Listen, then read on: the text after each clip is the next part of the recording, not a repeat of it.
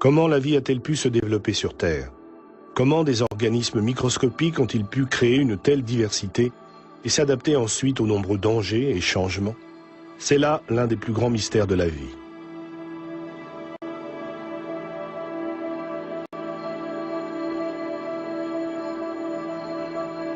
Tant que l'homme n'aura pas percé ce mystère, il ne pourra se considérer que comme un miracle, un hasard de la nature.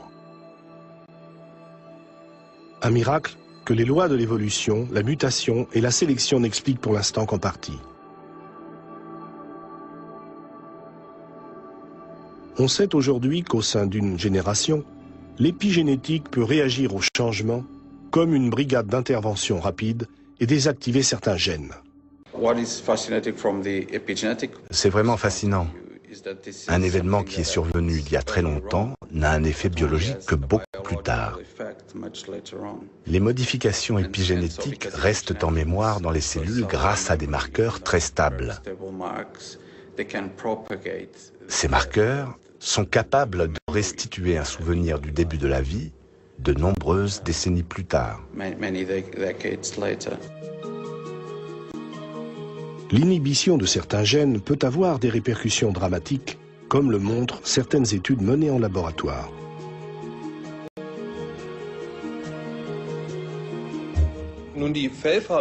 Ces deux animaux sont parfaitement identiques. En ajoutant à leur nourriture une importante quantité de produits dérivés du soja, je peux modifier la couleur de leur pelage. Les hormones contenues dans le soja ont pour effet de modifier le gène qui est responsable de la couleur de la peau, donc ici du pelage.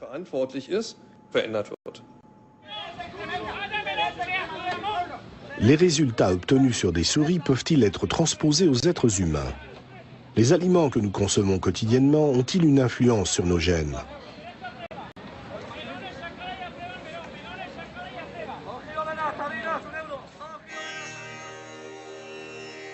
Exemple dans le sud de l'Inde. Pour des motifs religieux, ce groupe ethnique ne consomme aucun produit animal.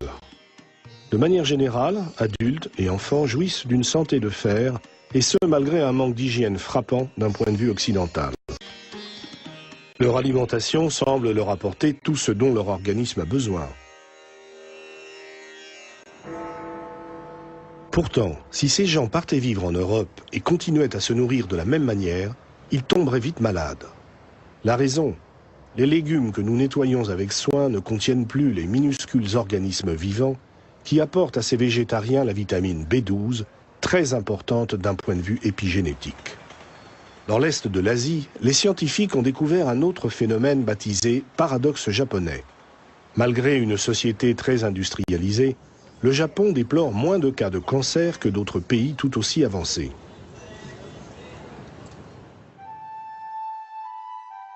La réponse à ce mystère, le thé vert, une boisson extrêmement répandue au pays du soleil levant, au point de faire baisser les statistiques du cancer. Infusées dans l'eau bouillante, les feuilles de thé non fermentées libèrent une substance chimique naturelle unique en son genre. Cette substance agit sur un gène bien particulier qui, avec l'âge, a souvent tendance à devenir inactif. Le thé vert dissout les groupes méthyl du gène inhibé et le réactive. Ce gène produit alors une substance qui combat le cancer.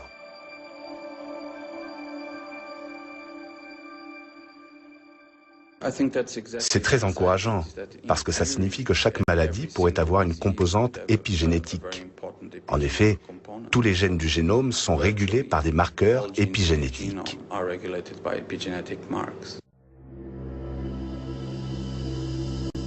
Ces marqueurs épigénétiques pourraient-ils être également à l'origine des maladies mentales?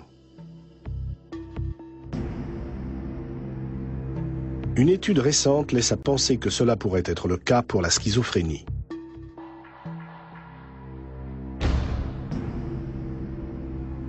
Cette fois encore, c'est une famine qui a fourni l'indice déterminant. Pour remonter la piste, direction la Chine. Fin des années 50. Mao Tse-tung ordonne à toutes les femmes et à tous les hommes de travailler à la production d'acier. 3 années durant, l'agriculture est délaissée. Les céréales pourrissent. Désespérés, Les gens vont jusqu'à se nourrir d'écorces d'arbres.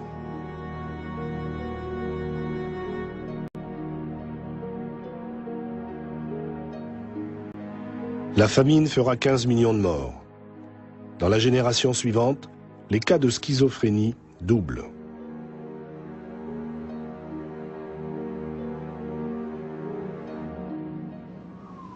Au Danemark, une autre étude a révélé que les enfants nés en été avaient moins tendance à développer une schizophrénie que ceux nés en hiver.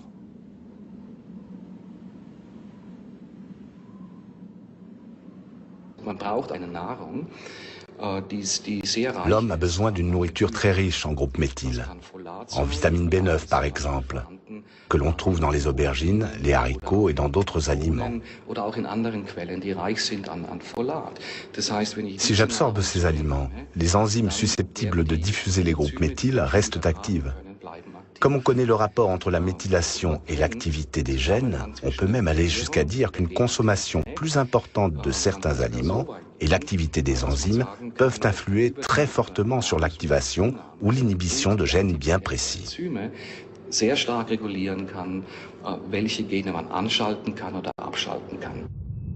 Notre corps renouvelle en permanence ses cellules grâce à la division cellulaire. Aucune n'est âgée de plus de 7 ans. Et c'est la nourriture qui fournit les matériaux indispensables à un tel ouvrage. Lorsqu'une cellule se divise, elle doit réaliser un tour de force. L'ADN d'un seul être humain comporte 3,2 milliards de paires de bases. Lors d'une division cellulaire de 20 heures, plus de 44 000 paires de bases doivent être placées au bon endroit à chaque seconde.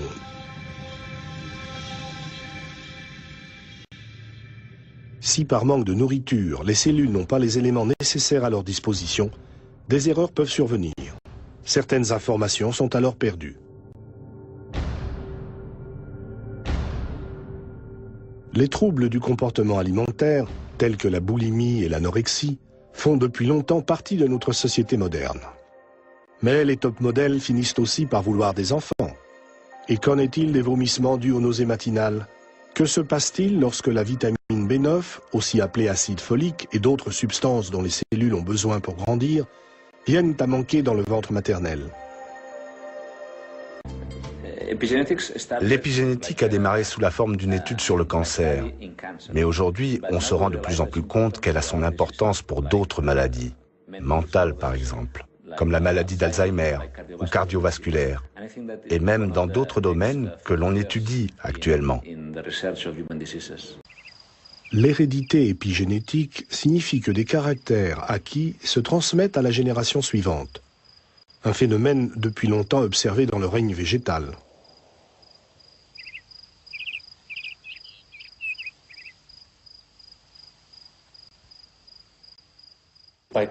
Chez les plantes, on connaît plusieurs exemples où une altération épigénétique a été transmise à la génération suivante.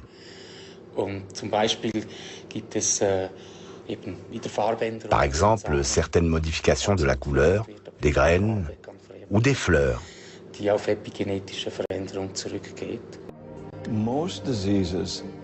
La plupart des maladies n'apparaissent pas à l'âge adulte, mais juste après la fécondation ou dans les étapes très précoces du développement. Elles se déclarent ensuite 10, 20 ou 50 ans plus tard. Le problème était donc de savoir ce qui relie ces deux points chronologiques. Nous avons pu déterminer que ce lien, ce sont les changements épigénétiques. C'est vraiment énorme. C'est une chose qui concerne les gens et par laquelle ils doivent se sentir concernés. Cela explique comment l'environnement influe sur notre génome, comment l'environnement affecte le fonctionnement des gènes. C'est d'une importance fondamentale pour tous.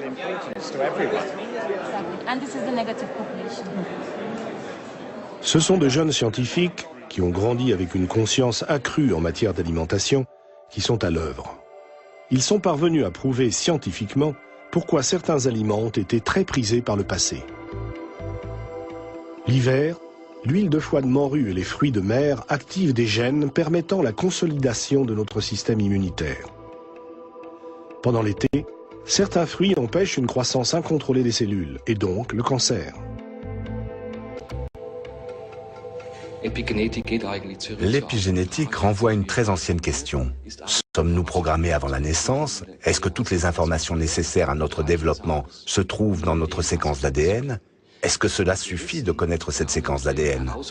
Aujourd'hui, grâce à d'excellentes études, au décodage du génome humain et à de nombreux organismes modèles, nous savons que cela ne suffit pas de connaître notre séquence d'ADN. Il ne suffit pas de savoir que notre séquence d'ADN compte plus de 3 milliards de paires de bases et plus de 25 000 gènes pour pouvoir affirmer que telle cellule est une cellule souche, que telle autre est une vieille cellule, une jeune cellule ou une cellule malade.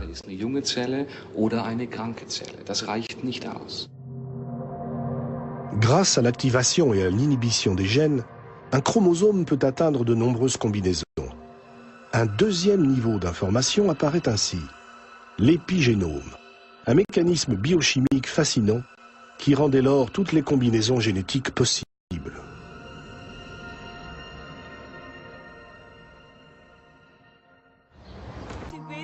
Conclusion, non seulement les gènes sont transmis d'une génération à l'autre, mais les informations épigénétiques aussi.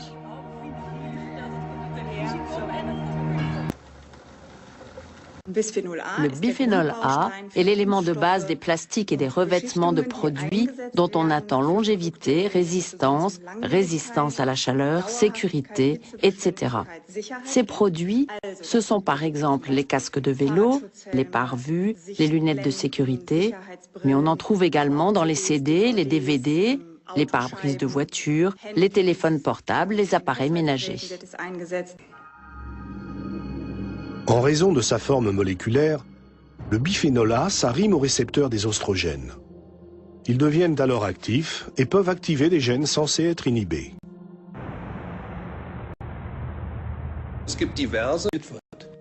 Le corps élimine donc immédiatement l'hormone artificielle. Alors, comment expliquer les résultats de l'hôpital de la Charité de Berlin?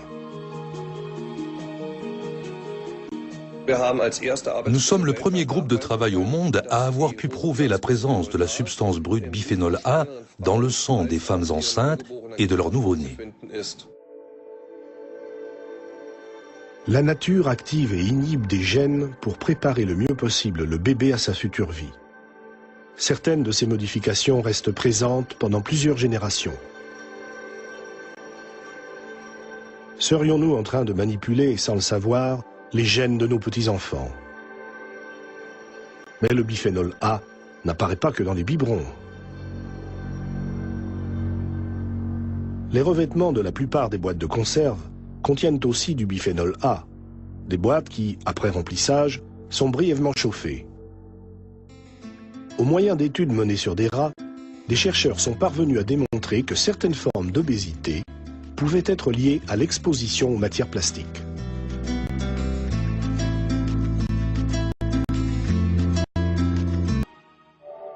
Une alimentation correcte peut sans doute permettre d'éviter le pire.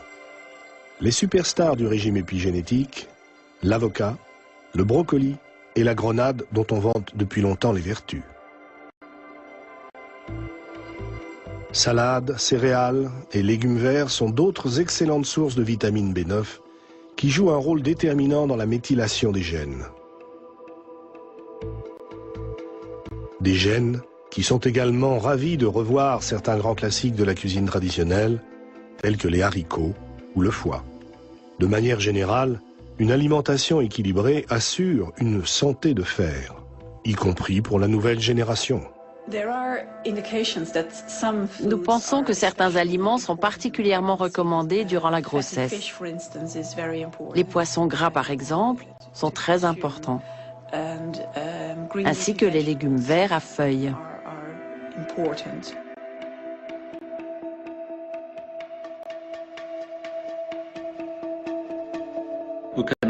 Nous ne pouvons pas systématiquement incriminer nos gènes pour notre comportement et les maladies dont nous souffrons. Nous avons une part de responsabilité. Grâce à l'épigénétique, nous pouvons modifier l'activité de nos gènes. Il suffit de revoir certaines habitudes en évitant de s'exposer aux diverses substances cancérigènes de notre environnement.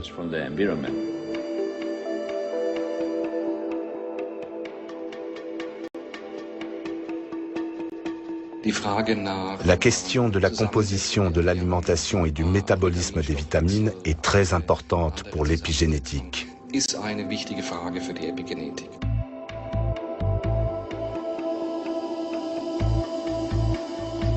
Nous serons un jour capables de comprendre comment tout cela fonctionne. Et une fois que nous l'aurons compris, nous serons également capables d'anticiper. Les médicaments à effet épigénétique, un véritable espoir, surtout dans le domaine de la lutte contre le cancer. Les altérations épigénétiques ne sont pas aussi fixes que les altérations génétiques. On peut donc espérer trouver un jour des substances, des médicaments, en mesure d'inverser ces altérations épigénétiques. Nous sommes donc bien ce que nous mangeons. À travers la nourriture que nous absorbons, nous activons ou inhibons nos gènes et déterminons ainsi notre apparence, notre comportement et notre santé, souvent pour la vie, et parfois même pour la génération suivante.